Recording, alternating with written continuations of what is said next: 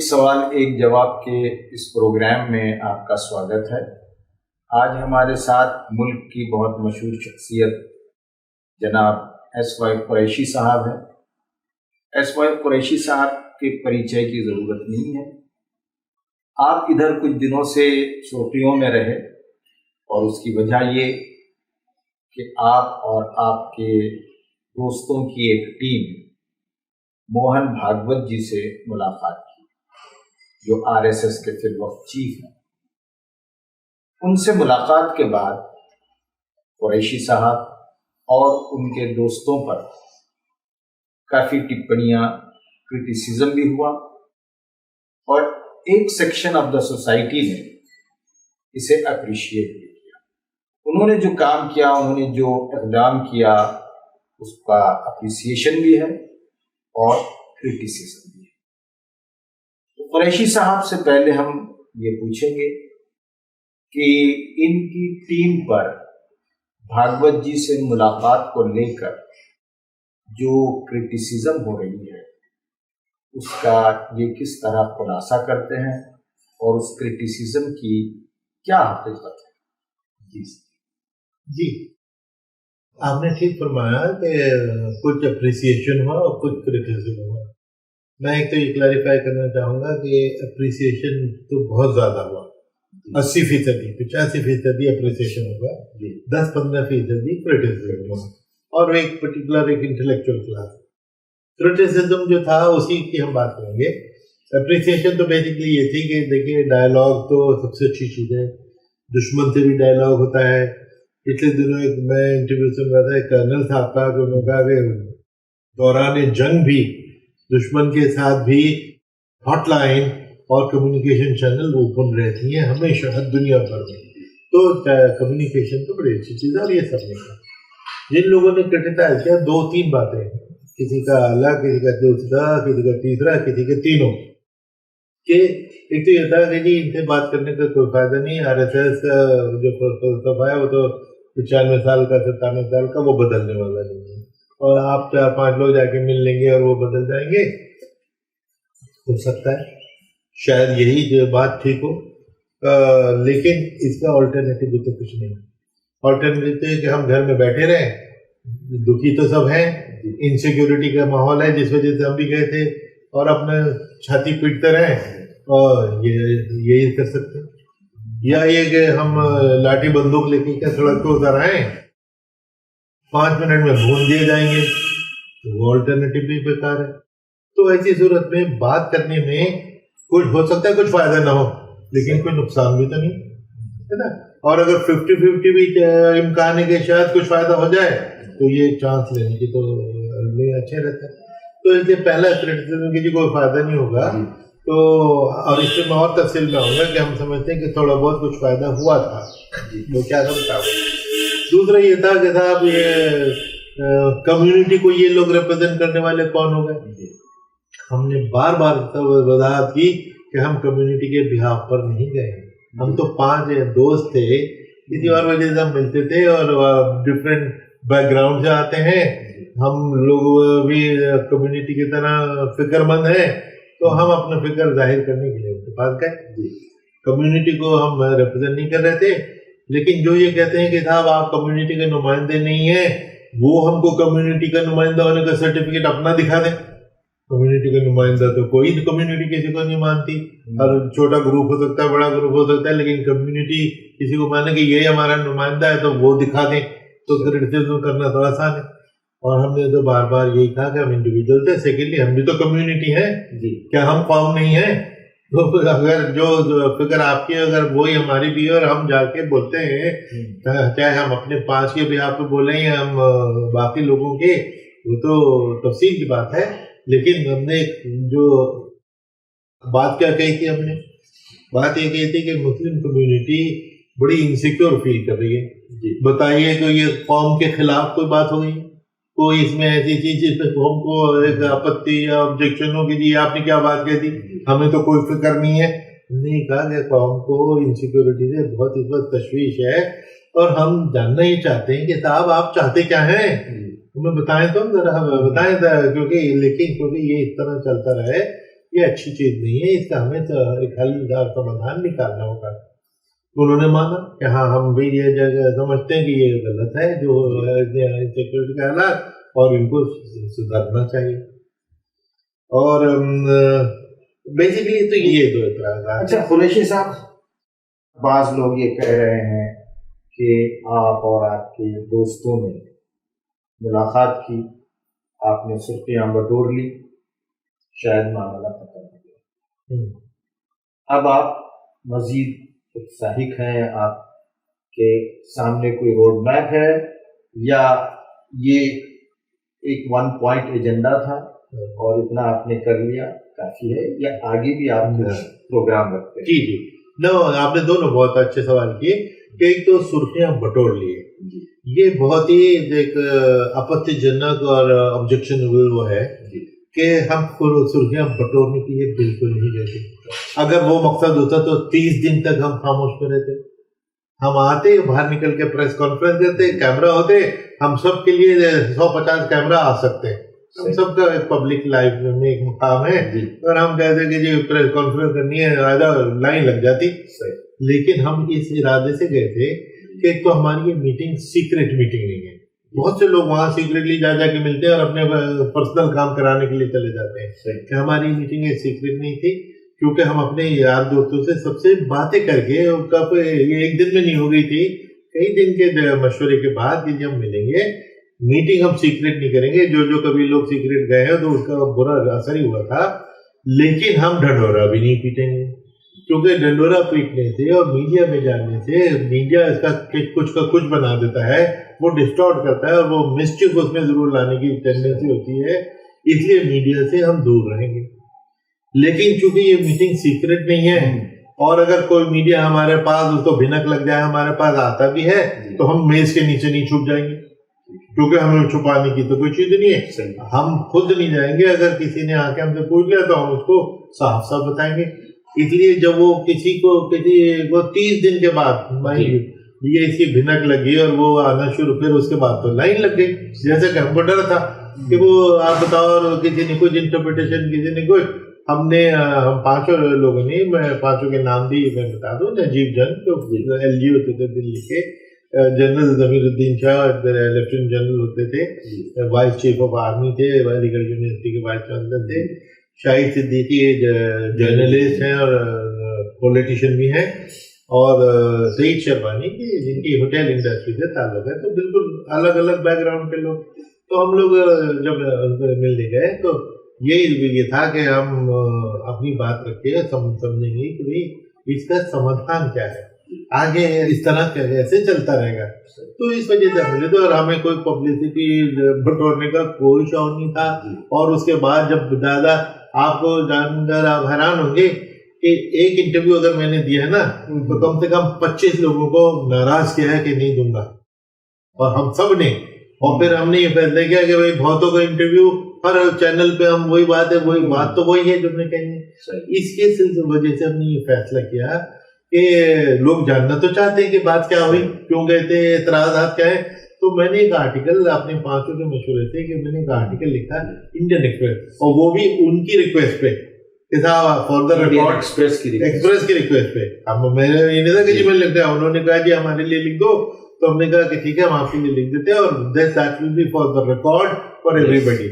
उसके बाद हमारे पास कोई भी चैनल, कोई अखबार वाला आया तो हमने कहा भाई जो हमने कहना था एक्सप्रेस में लिख दिया, इसके अलावा कुछ है ही नहीं बताने को, ये इसमें सब कुछ है कि क्यों मिले, क्या बात हुई, क्या एतराज़ात हम पे हो रहे हैं, वो सारी चीजें उसमें मेंशन है। मैंने ये भी जानने की कोशिश की थी कि क्या ये एक्सरसाइज यहीं खत्म हो जाएगी या आगे रोड मैप इसका कुछ है? जी जी जी, और क्या वो पब्लिक डोमेन में आ सकती है? जी जी बिल्कुल, बहुत अच्छा आपने सवाल किया, ये रह गई थी बात, क्योंकि जब हम गए थे तो हम ही नहीं उनसे भागवत जी से ये टॉपिक चढ़ा है, हमने बड़ी अच्छी बात की थी, आधे घंटे का उन्होंने हमको टाइम दिया था, और हमने 1 महीने पहले उनसे लिखा था, 1 महीने के बाद हमको ये उनका टाइम मिला था। हमने कहा था कि जब भी कभी आप दिल्ली आए तो हमको बताइएगा, और अगर आप हमसे मिलना चाहें, मिल सके तो हम लोग मिलना चाहते हैं। तो जैसे ही वो दिल्ली आए, उन्होंने टाइम दिया, मिले, आधे घंटे का टाइम उन्होंने दिया था, 1 घंटा 20 मिनट बातचीत हुई, जिससे ये लगेगा कि ये बातें सिर्फ ये hello hello social courtesy call नहीं थी, सीरियस डिस्कशन था, ये तफसील उसमें हमने उनसे कहा कि हमारे ही डिमांड थी कि देखिए ऐसा ना हो कि ये आपसे आज बातचीत करके हमको कई चीजें पता लगी, आपने हमारी बातें सुनी बड़े गौर से, आपकी मेहरबानी, और हम ये चाहते हैं कि ये मीटिंग यहीं पे खत्म न हो जाए, हम इस डायलॉग को आगे रखना चाहते हैं। आप चूंकि बिजी बहुत होते हैं और ट्रैवल बहुत करते हैं, आप अपने 3-4 लोगों पे अगर हमें नाम बता दें जिनसे हम इसको बातचीत करते रहें तो हम डायलॉग को आगे बढ़ाएंगे और वो हमारी बात आप तक पहुंचती रहेगी, कभी जरूरत पड़ी तो हम आप तक आ जाएंगे। उन्होंने इमीडिएटली थोड़ा थोड़ा क्विक सोच के 4 नाम बता दिए कि ये 4 लोग हैं, ये हम सब ग्रुप ही हैं, तो आप हम इनसे कभी भी मिल सकते हैं, इंडिविजुअली मिल सकते हैं, कलेक्टिवली मिल सकते हैं, जरूरत पड़ेगी तो मैं भी आ जाऊंगा, अगर कुछ लोग जमा होते हैं जो मुझसे बात करना चाहें मैं भी आ जाऊंगा। तो ये तो डायलॉग को आगे बढ़ाने की तो हमारी रिक्वेस्ट थी जिसको उन्होंने माना, और ये मैकेनिज्म भी हो गया कि उन्होंने 4 नाम बता दिए, हम 5 तो हैं ही हमारे साथ, और 6ठा कोई चलना चाहेगा, 7वां चलना चाहेगा वो भी वेलकम है। तो गोया आगे भी इस तरह की मुलाकातें और मीटिंग्स होती रहेंगी। जी जी जी बिल्कुल। इन मीटिंग्स में एजेंडा क्या रहेगा, क्या बातचीत? नहीं देखिए, एजेंडा बेसिकली जो मैंने बताया कि एजेंडा ये था कि देखिए मुसलमान हमारी कौम जो है बहुत इस वक्त फिक्रमंद है, हर तरफ से उस पर अटैक होते हैं। हमने जिक्र किया कि भाई लिंचिंग हो रही है और जेनोसाइड की कॉल हो रही है, धर्म संसद हो रहा है, किताब ये सब क्या हो रहा है, तो उसको उन्होंने सबको कंडेम किया कि ये जो हो रहा है गलत हो रहा है, धर्म संसद जेनोसाइड कॉल की गलत है। हमने उनको समझाया और उन्होंने यहाँ तक हमको याद दिलाया कि साहब मैंने तो कुछ दिन पहले बयान दिया था और आज आपको फिर दोहरा रहा हूँ कि मेरी तो हिंदुओं से अपील ये है कि हर मस्जिद के नीचे शिवलिंग ढूंढना बंद करो।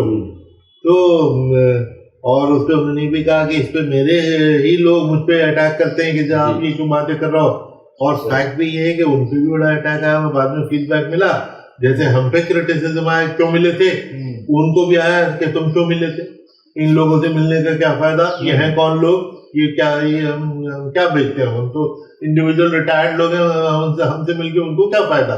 तो उन पे भी ये सवाल हो गए।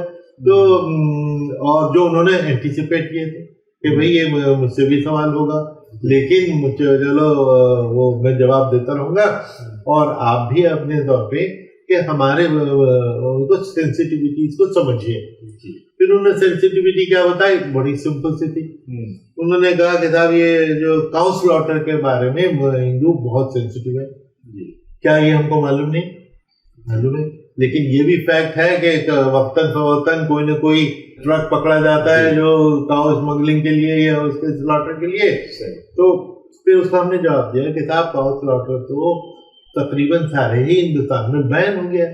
तो जब वो गैर कानूनी हो गया है तो जो कानून को तोड़े आप उसको सजा दीजिए, तो इसमें तो कोई दो राय नहीं है। उनका शायद इशारा ये भी था कि जिन सूबों में ये बैन नहीं हुआ है, अगर मुसलमान वॉलंटरली गाय को रेस्पेक्ट से देखें तो ज्यादा अच्छा है। तो उसमें भी मैं समझता हूँ कोई कबात नहीं, अगर उसके बदले में हमको सिक्योरिटी मिलती है। तो मैंने तो पिछले में से 60 साल में कभी भी बीफ नहीं खाया। मैं लंदन अमेरिका जगह जगह जाता हूँ, वहां पे भी नहीं खाता। तो बीफ छोड़ देना कोई बड़ी बात नहीं है। तो इस वजह से और किसी वजह से नहीं कि हमारे को मजहब ने मतलब इस तरह रुकावट नहीं की है, लेकिन अगर हम कल्चरली हमारे भाई बहन हमारे यार दोस्त और उनकी जज्बात की कदर करते हुए भी कोई बड़ी बात नहीं है।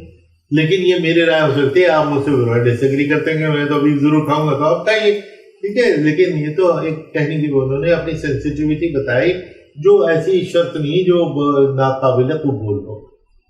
दूसरे उन्होंने कहा कि हमको लोगों को बड़ा बुरा लगता है कि जब हिंदू को काफिर कहा जाता है, तो उस पर भी हमने कहा कि हम तो ये सुन के हैरान है कि हम तो कभी काफिर वाफिर हमारे मुंह पर कभी आता ही नहीं, जरूरत ही नहीं पड़ती ये कहने की। और अगर वैसे भी ये समझने की जरूरत है कि काफिर तो अरबी का लफ्ज नॉन बिलीवर के लिए है। मैं इस्लाम में अल्लाह और उसके रसूल में यकीन रखता हूँ तो मैं मोमिन और मुस्लिम हूँ, जो नहीं यकीन करता वो नॉन बिलीवर है, काफिर है। लेकिन उसको गाली की तरह तो कोई मकसद ही नहीं था। लेकिन उसके बावजूद अगर ये फीलिंग होने लगी है कि ये एक इंसल्टिंग वर्ड है, तो इसको छोड़ देना भी कोई बड़ी बात नहीं है। हम अपने यार दोस्तों से कहेंगे कि भैया ये लफ्ज ना यूज किया करो, इससे किसी को तकलीफ होती है। लेकिन इसका फिर हमने इसी को हमने फायदा उठा के हमने उनसे कहा कि साहब, जिस तरह काफिर कहने से हम कहते हैं नहीं कहता आपको तकलीफ होती है, लेकिन आप हमको पाकिस्तानी और जिहादी तो बोलते बहुत, जिसको देखो और जिसके बारे में देखो जिहादी बोल देते हो, हमको भी बड़ी तकलीफ होती है, ये भी आपको समझना चाहिए। बहुत आपको अगर तकलीफ होती है तो ठीक होती है, बड़ी आपत्तिजनक बात है, बड़ा गलत है, नहीं होना चाहिए। बताइए ये कोई बुरी चीज है? उन्होंने दोनों चीजें ठीक ही तो बोली, और हमने भी उनको ये नहीं थी कि हम बिल्कुल जी हुजूरी के लिए गए थे, हम तो उनको एक साफ साफ गोई के लिए गए थे, और साफ साफ उन्होंने हमको डिस्करेज भी नहीं किया, डिस्करेज भी नहीं, उन्होंने हमको कहा कि नहीं यार, जो आप कहना चाहते हैं बोलिए, और हमको खुले दिल से सुना। और टोटल बात ये हुई थी, ये भी जिक्र था कि भाई हिंदुत्व का जो तस्वीर है कि उसमें मुसलमान क्या होंगे, तो उन्होंने बड़ा वजाहत से कहा कि हाँ, हिंदुत्व में और इवन हिंदू राष्ट्र में हम तस्वुर ही नहीं कर सकते हिंदू राष्ट्र को बगैर मुसलमानों, मुसलमान के बिना हम उनके लफ्ज़ कि हम कल्पना तक नहीं कर सकते।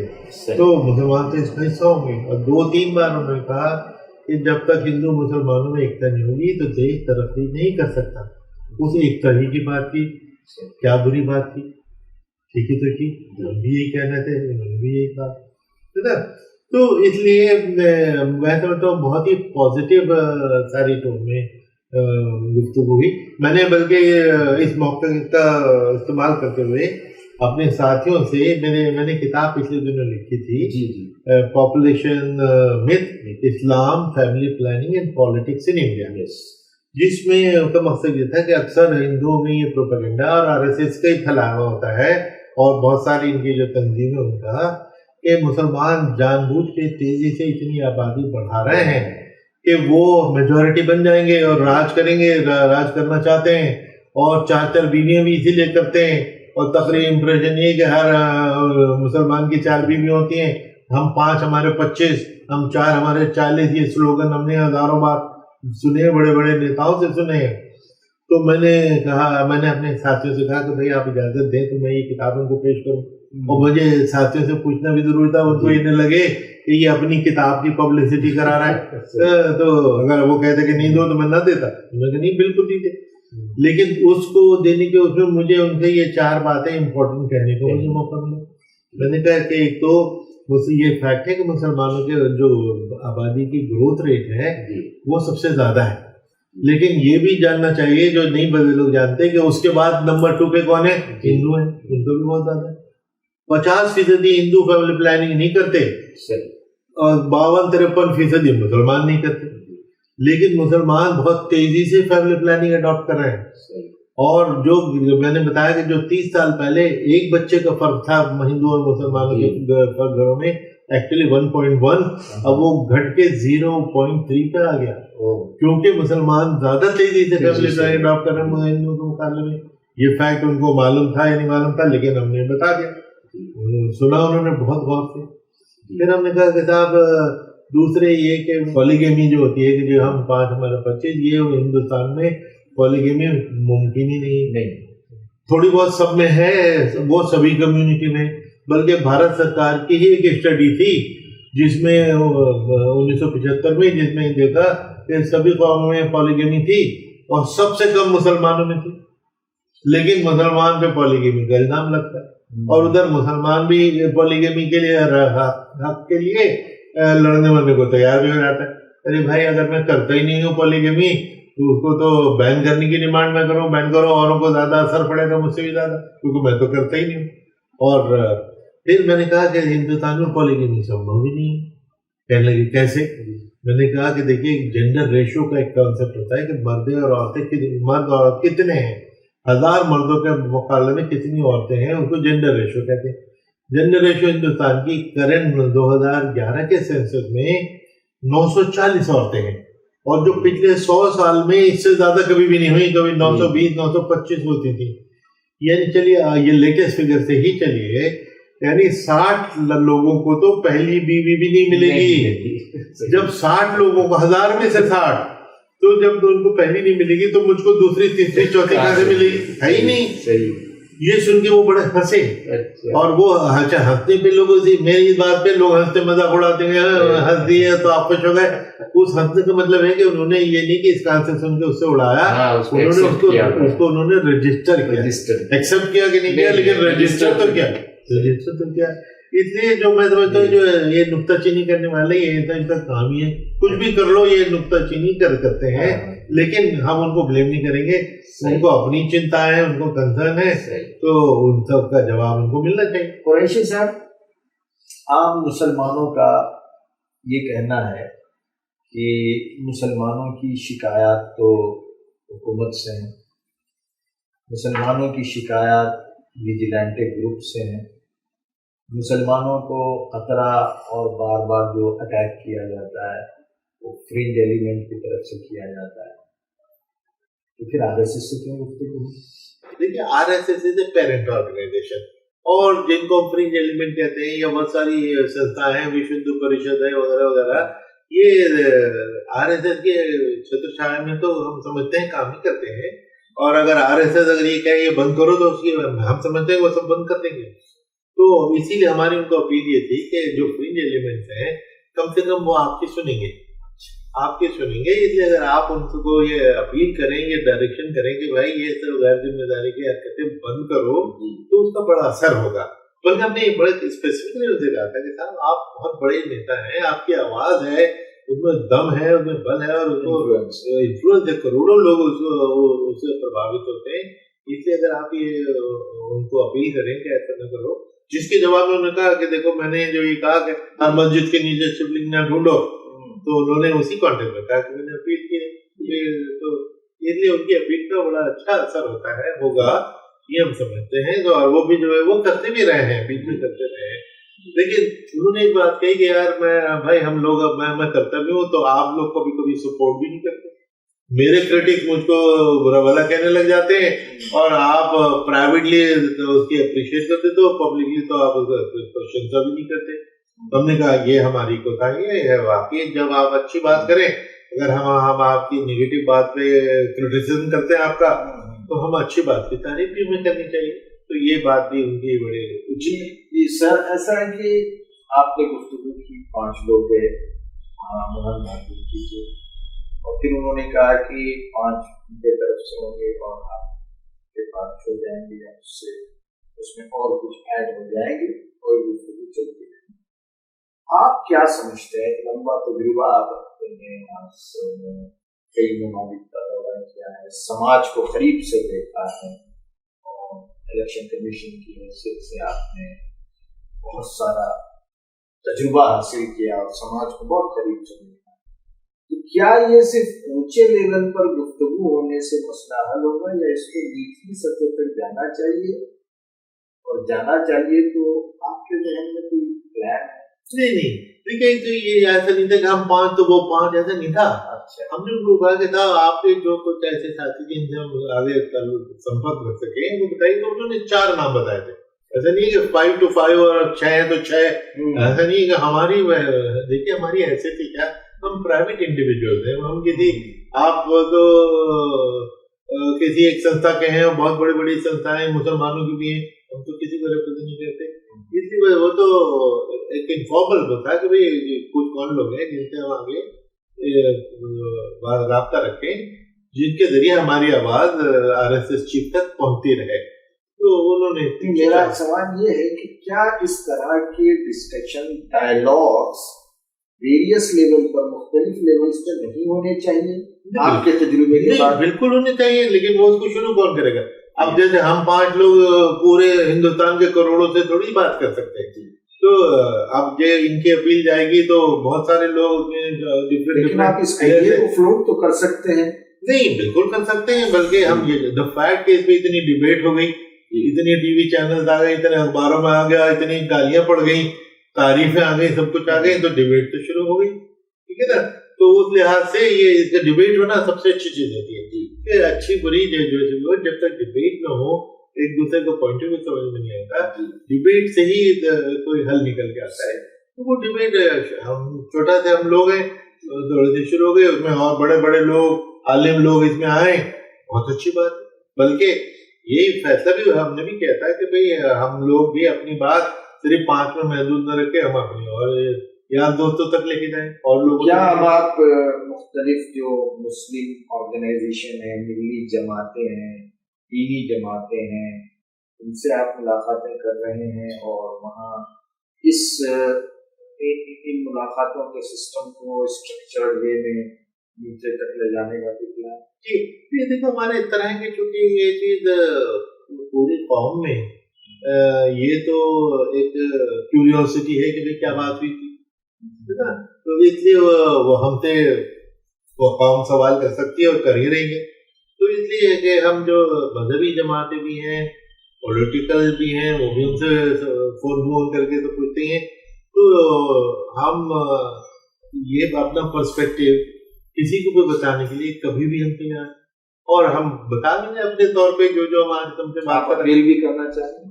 जी, हमारी अपील पे यही बेसिकली कि देखिए ये जो एक डायलॉग प्रोसेस को, क्योंकि हमको जो ओवरवेलमिंग, जो जिन लोगों ने क्रिटिसाइज भी किया, उन्होंने उसके साथ ये लगा दिया कि डायलॉग है तो अच्छी चीज, लेकिन ये लोग कौन है? लेकिन भाई डायलॉग अच्छी चीज है ये तो आप मान रहे हैं, डायलॉग को बुरा बहुत कम लोगों ने कहा, सिर्फ उन लोगों ने कहा कि भाई कोई असर नहीं होगा, कोई फायदा नहीं होगा, कोई फायदा नहीं होगा। हम कहते हैं भाई कोई फायदा नहीं होगा तो नहीं होगा, कोई नुकसान भी तो नहीं होगा, है ना। तो इसलिए dialogue is the way forward, ये तो सबने ही माना है, तो इसलिए डायलॉग हर लेवल पे होने चाहिए।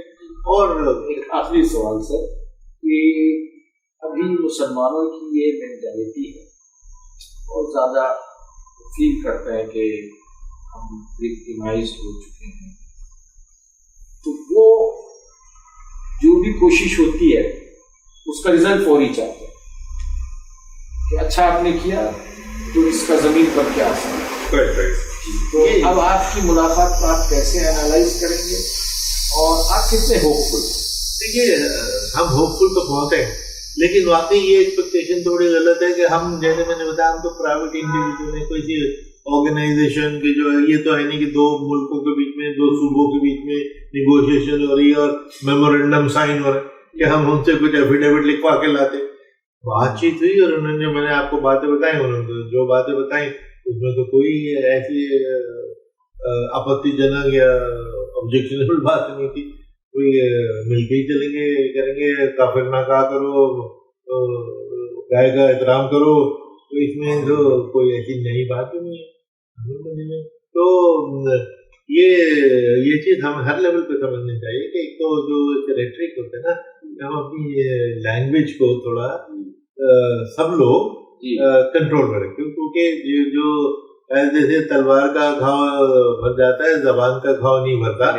तो हमें अपनी जो आर्ट ऑफ कम्युनिकेशन के बाद जो हम करें वो जरा सुलझी हुई लैंग्वेज टोन में करें, ऑफेंसिव बात न करें, ऑब्जेक्शनेबल बातें न करें, दोस्ती का हक बढ़ाएं। आपके इस प्रोसेस से पूरी कम्युनिटी को क्या अपॉर्चुनिटी है? नहीं, देखिए, सबसे पहली चीज तो सिक्योरिटी है। अगर सिक्योरिटी नहीं तो कुछ नहीं। और फिर हमने ये भी उनको पॉइंट आउट किया कि देखिए, जैसे इकोनॉमिक बॉयकॉट की बात होती है, तो इकोनॉमिक बॉयकॉट अगर करेंगे तो फिर उन्होंने उसके जवाब दिया कि जब तक दोनों हिंदू मुस्लिम एक साथ नहीं होंगे तो भारत कैसे तरक्की करेगा। तो इकोनॉमिक बॉयकॉट के कौम को बिल्कुल पीछे करते हैं, एक कम्युनिटी को, और ये तो देश नहीं तरक्की है। तो उन्होंने एक बार नहीं, 2 बार नहीं, शायद 3 बार उन्होंने ये चीज दोहराई। तो इसलिए अमन शांति के माहौल में ही हम लोग आगे बढ़ सकते हैं। और जो डिस्क्रिमिनेशन की फीलिंग होती है, मकान नहीं मिलते, एक और एक इम्पोर्टेंट बात बल्कि हुई थी, उन्होंने ये भी दिख रहा था कि जी आप अक्सर कहते हैं कि जी सब हिंदू हैं, हिंदुस्तान के क्योंकि कन्वर्ट हुए हैं, तो ये तो मानते हैं कि भाई 95% 99% कन्वर्ट हैं, तो सब में ब्लड एक ही है, डीएनए एक ही, इसमें से कोई शक नहीं।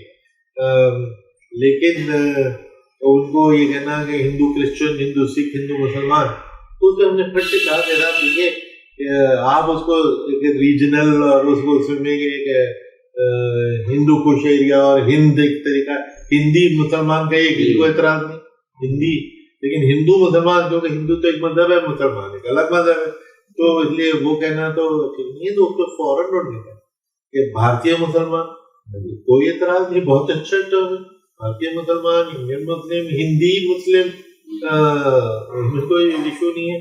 तो ये चीज बातचीत से ही तो एक चीज उनको हमारा कंसर्न नहीं, ऐसा नहीं कि उनको नहीं पता होगा, लेकिन ये भी हो सकता है कि शायद उन्होंने इस पे गौर नहीं किया होगा, किसी ने ऐसे एम्फेटिकली उसको फ्लैग नहीं किया उनके सामने, जब हमने बताया उनके रिस्पॉन्स में ना, तो बताया कि बिल्कुल जैसे इतनी बारों में आ गए, उसमें आ गए, कोई कंट्रडिक्शन आरएसएस ने नहीं कहा कि हम कोई झूठ बोल रहे, किसी ने नहीं कहा। ज्यादा बस एक ही आया था उनका कि भाई भागवत जी तो बहुत लोगों से मिलते ही रहते हैं, तो वो बिल्कुल ठीक बात है, हम 5 लोगों में कोई ऐसी इम्पोर्टेंस नहीं है कि हम बहुत बड़े लोग हैं, बहुतों से वो मिलते रहते हैं, हमसे भी मिलते। आपने अभी एसवाई कुरैशी साहब से बहुत विस्तार के साथ उस गुफ्तगू के मुख्तलिफ डायमेंशन को सुना जो आपने मोहन भागवत जी के साथ की थी।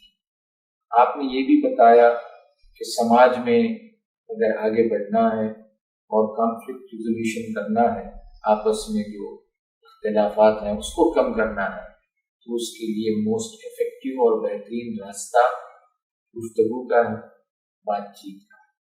बातचीत और गुफ्तगू ही एक ऐसा एस्टेब्लिश्ड रास्ता है जिसके जरिए दुनिया भर में कॉन्फ्लिक्ट रिजोल्यूशन होता है और लोग एक दूसरे से करीब आ सकते हैं। आपने ये भी कहा कि इस तरह के कार्य, इस तरह के काम मुख्तलिफ लेवल्स पर संजीदगी के साथ आज होने चाहिए। एसवाई कुरैशी साहब का बहुत बहुत शुक्रिया अदा करते हैं तो उन्होंने हमारे साथ। Thank you sir.